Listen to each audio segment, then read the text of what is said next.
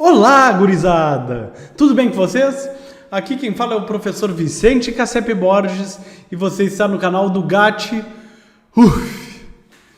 No vídeo de hoje nós vamos falar de personalidade. Essa é a parte 3 da nossa playlist de personalidade. Se você não assistiu o vídeo 1 e o vídeo 2, eu recomendo que comece por eles, caso queira, também você não é obrigado. Mas esse vídeo 3, ele é um vídeo sobre o histórico da personalidade, como é que nós chegamos nessa teoria dos 5 grandes fatores de personalidade, que é a teoria principal. Tá? Primeiramente, eu quero lembrar vocês, caso você não queira ver os vídeos, queira ir direto para esse daqui, que a principal teoria de personalidade é a teoria dos 5 grandes fatores de personalidade, que são eles, deixa eu ver se eu me lembro: extroversão, amabilidade, neuroticismo, abertura para as experiências e conscienciosidade. Consegui lembrar dos 5. Então, esses são nossos fatores de personalidade. Você sabe isso, você conhece tudo sobre a personalidade da pessoa, ou todo o básico sobre a personalidade de alguém, se você conhecer essas facetas nessa pessoa. Mas o nosso vídeo é para falar como que a psicologia descobriu isso, que isso é uma descoberta muito importante, é uma descoberta que vale o prêmio Nobel de Psicologia, se existisse, né? Descoberta extremamente importante. Vamos falar então da origem e desenvolvimento dessa teoria, né? Ele se originou do estudo da linguagem, então olha só que interessante, né? Estudo da linguagem natural dos descritores de traços de personalidade. Então, qual que é a ideia? Assim, a ideia que está por trás, que é uma ideia que faz muito sentido. Que é que se alguma característica é importante na personalidade de alguém, se de fato é relevante, alguém notou isso, e em a pessoa ter notado, ela criou uma palavra para descrever. Então é meio difícil a gente ter alguma coisa que não esteja na linguagem. Se alguém descreveu, isso vai estar na linguagem. Então, logo, se a gente compreender a linguagem, a gente consegue ter uma boa compreensão de como é a personalidade, a gente consegue extrair uma estrutura da personalidade dentro da linguagem. Provavelmente pouca coisa vai se escapar da linguagem. Mas vamos lá. No início da década de 30, o McDougall sugeria que analisar a personalidade a partir de 5 fatores independentes. Ele chamou de intelecto, caráter, temperamento, disposição e humor, enfim. Então, pelo menos ele acertou o número de fatores. Embora intelecto pode ser a abertura, o humor pode ser o neuroticismo e assim por diante, tá? Enfim, então não estava tão errado, né?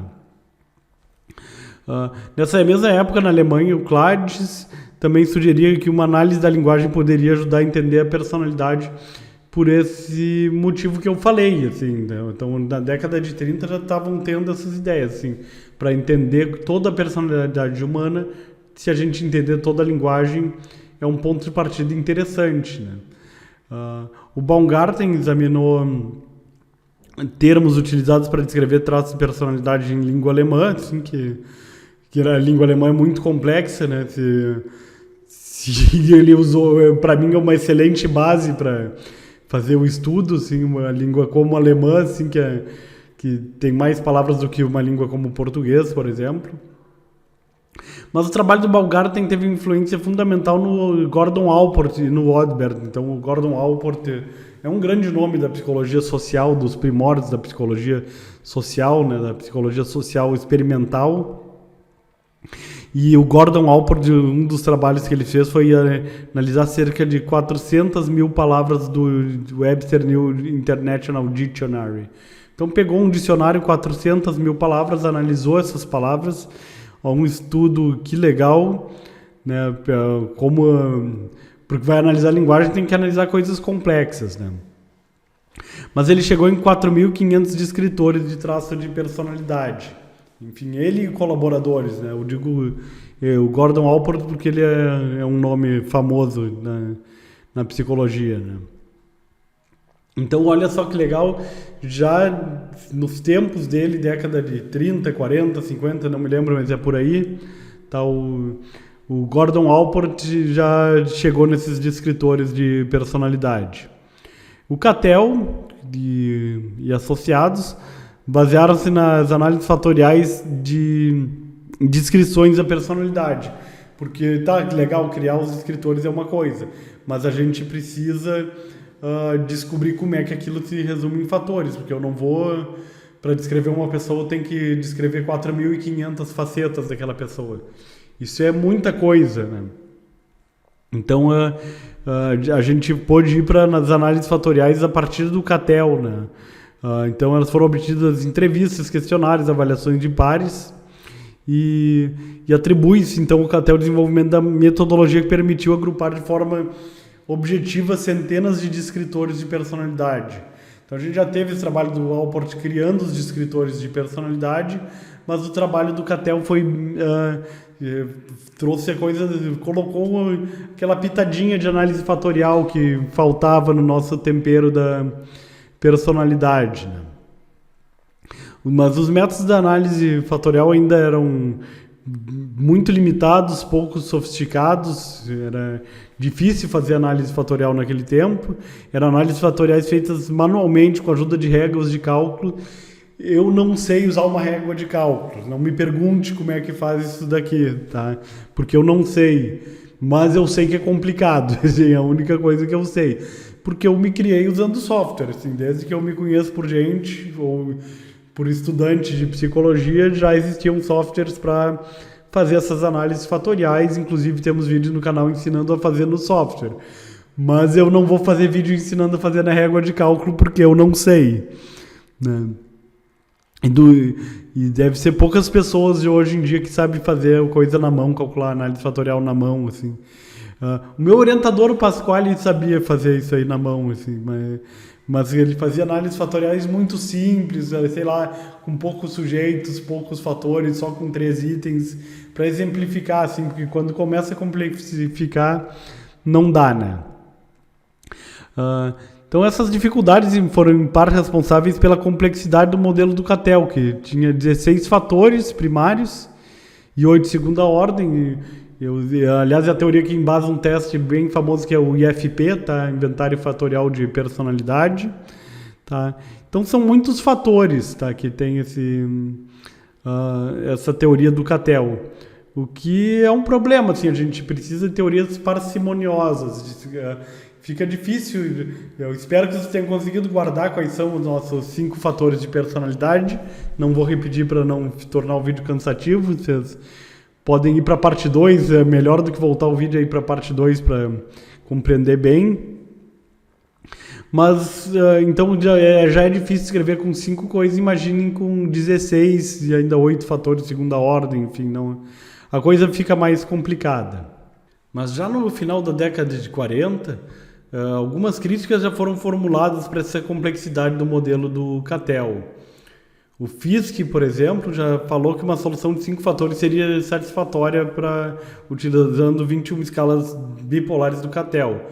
Então já tinha um autor dizendo que 5 fatores vai dar certo. O modelo do CATEL, mesmo assim, ele continuou sendo utilizado, provavelmente porque o CATEL tinha... o Raymond CATEL, ele tem uma grande história, é um psicólogo bastante tradicional que a gente tem. E os principais modelos desenvolvidos posteriormente, do tipo o do Eysenck, do Guilford, outros grandes nomes da psicologia, mas não usaram uma solução de 5 fatores. Então tem... enfim, demorou então para a gente conseguir chegar nessa solução, né? Até eram vozes pequenas na ciência ainda que estavam falando dessa solução de 5 fatores. Final da década de 50, o Tupes e Crystal reanalisaram os dados que embasaram a criação de 16 PFs, 2 conjuntos de dados de estudo de Fiske, e concluíram então pela solução de 5 fatores. Então, simplesmente pegaram o mesmo dado e reanalisaram, mas 5 fatores dá melhor, assim. Claro que a coisa vai evoluindo, as técnicas de análise vão evoluindo, a análise fatorial vai evoluindo, né? E se descobriu 5 fatores como uma solução melhor. Esses trabalhos, né, então, ficaram ofuscados pelo modelo do CATEL, o modelo do Eysenck, também trabalhos mais famosos, né, pesquisadores mais famosos. A gente, na ciência, infelizmente, ainda tem muito argumento de autoridade. Mesmo com a evidência, os pesquisadores deram pouca ênfase a esses modelos estruturais da personalidade na década de 70. Assim, a década de 70 foi uma década de criticar os testes. Se começou a criticar muitos testes. Aliás, a gente tem psicólogos hoje que fazem críticas da década de 70, assim, que foram resolvidos, tipo, teste rotula das pessoas. Assim, então, não, né? A gente já passou dessa década. Aliás, eu acho que eu vou gravar um vídeo só para rebater essa crítica. Assim, acho que não vale a pena a gente perder tempo aqui nesse vídeo para isso. A reversão dessa tendência no final da década de 70 levou a um renovado interesse na área de avaliação psicológica, né, vendo as potencialidades dos testes e nesses modelos estruturais da personalidade, de qual que é a estrutura da personalidade. E as pesquisas dos últimos 10 anos, né, e eu chamo a atenção que esses últimos 10 anos foram contados a partir de 98, e logo eu já diria que os últimos 35 anos, porque essa tendência se manteve, né? Parece ter estabelecido um razoável consenso entre os pesquisadores da área quanto à solidez de 5 fatores. Então tem vários autores aqui falando dessa coisa dos 5 fatores de personalidade. Então essa tendência começou todo mundo a fazer análise de instrumento de medida de personalidade e encontrar 5 fatores. Isso virou uma tendência. Mas por que 5 fatores? Por que são 5 fatores? Então a gente falou desse histórico de como é que chegamos nos 5 fatores, mas por que são 5? Por que não são 4? Por que não são 3? Por que não são 6, 7, 10, sei lá. Por que são 5 fatores? A descoberta desses 5 fatores foi acidental, porque vocês às vezes sabem que a ciência descobre muitas coisas por acidente, e essa foi mais uma descoberta por acidente. Assim, a psicologia também descobre algumas coisas por acidente, do tipo 5 fatores de personalidade. Ela é uma generalização empírica, assim, tipo, teve muitos pesquisadores fazendo pesquisas e achando uma solução de 5 fatores, o outro vai lá e replica. No início simplesmente se achava aquela solução, não se sabia por que estava se achando, mas o negócio foi sendo replicado, então isso foi uma descoberta acidental, né? Logo, o modelo não foi desenvolvido a partir de uma teoria. A gente não tem um teórico, um grande teórico que foi lá e ficou confabulando e pensou uma teoria legal de personalidade, pensou que seriam esses os 5 fatores de personalidade. Não, foi simplesmente dado empírico, análise empírica, chegamos num modelo teórico que nem esse. Então não tem uma teoria a priori, não tem um pai do Big Five. Como vocês viram nesse vídeo aqui, Big Five tem vários pais, né? Cada um contribuiu com um pedacinho, né? Então por isso não tem uma explicação teórica a priori, assim, e satisfatória. Por que a personalidade foi organizada em 5 e não 4, 7 dimensões básicas? Por que são 5? Então não tem essa explicação. Simplesmente se achou por acaso isso aí e se replicou bastante. Outro dado que é bastante importante se refere à hipótese léxica, né? Que isso eu acho que é uma coisa que é legal vocês saberem para entender essa teoria. Já que o sistema é baseado numa estrutura linguística, assim, a gente pegou toda a linguagem e tentou tirar uma análise fatorial de toda a estrutura da linguagem, e isso resulta então numa teoria que engloba a nossa personalidade. Mas existe uma pergunta que eu quero que vocês deixem a resposta nos comentários: se todos os traços de personalidade estão na linguagem. Tá? A hipótese léxica é isso, é que todos os traços de personalidade estão na linguagem. Isso quer dizer essa hipótese. Tá? Eu acredito nela, mas você pode não acreditar e os dois são certos. Quer dizer, eu não tenho um argumento para te convencer da minha ideia, e você também provavelmente não vai ter um argumento para me convencer do contrário, né? Mas a ideia é que para falar em defesa dessa hipótese, que as diferenças individuais mais significativas das interações diárias da pessoa são codificadas na linguagem. Se algo for significativo, a linguagem de alguma maneira vai codificar essa coisa. Se a linguagem não codificou é porque aquele traço de personalidade não é significativo, não é relevante para a gente entender a estrutura do ser humano. Eu acredito nisso, enfim, né? Mas cada um é cada um, não vamos brigar por causa disso. Mas a ideia que, assim, também mais para a gente falar de um suporte da hipótese léxica, é que se a hipótese léxica for verdadeira, todas as línguas vão ter os mesmos traços de personalidade. Se a hipótese léxica for falsa, a gente tem línguas diferentes, cada língua vai ter um traço de personalidade de acordo com aquele idioma, enfim, né? Mas o que eu quero dizer, então, para dar suporte a essa coisa, é que o modelo foi replicado em alemão, japonês, chinês e hebraico. Tá? Só para falar de línguas, uma muito diferente da outra, né? Inglês não precisa nem falar que inglês sempre faz essas coisas, né? E na época ainda não tinha uma replicação em português, pelo menos convincente, então mas hoje já tem, assim, hoje isso aqui é mega pesquisado, né? Enfim, qualquer idioma que você pensar, já fizeram pesquisa, tem muita pesquisa transcultural de Big Five, e o modelo é replicado, esse que é o mais importante. Se encontra essa estrutura em diversos idiomas. Então a hipótese léxica provavelmente é verdadeira. Agora vou falar dos 5 grandes fatores e a psicologia evolucionista. O McCrae e o John são 2 autores famosos do Big Five, um pouco mais recentes.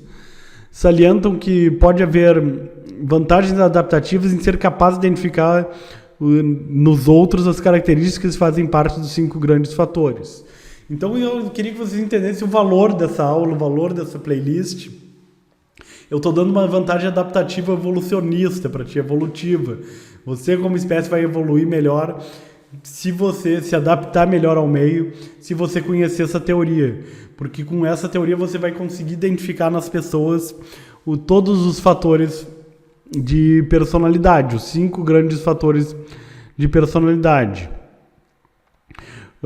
O Buzz, que esse é um nome da psicologia evolucionista, é um cara famoso pela psicologia evolucionista, argumentou que o modelo dos 5 grandes fatores pode representar dimensões importantes do terreno social e seres humanos foram selecionados a percebê-las e agir com relação a elas. Então, esses são os seres humanos que melhor se adaptaram ao meio, quem percebeu as dimensões do Big Five, reconheceu e age de acordo com isso. Assim, estou do lado de uma pessoa introvertida, vou agir de uma maneira melhor para interagir com aquela pessoa. Se a pessoa for extrovertida, vou interagir de outra maneira, né? Mas eu vou conseguir reconhecer isso.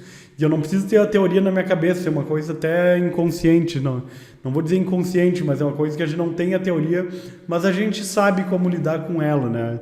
São traços humanos que a gente percebe no nosso cotidiano.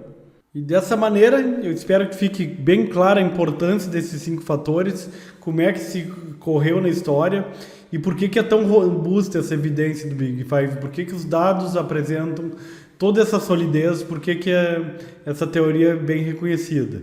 Uma teoria que não saiu do nada, uma teoria que começou a ser construída lá na década de 30, foi se estudando, até chegar nessa teoria dos 5 grandes fatores de personalidade. Espero que vocês tenham gostado. Deixa aquele like para manifestar que você gostou e ajudar esse mero professor produtor de conteúdo.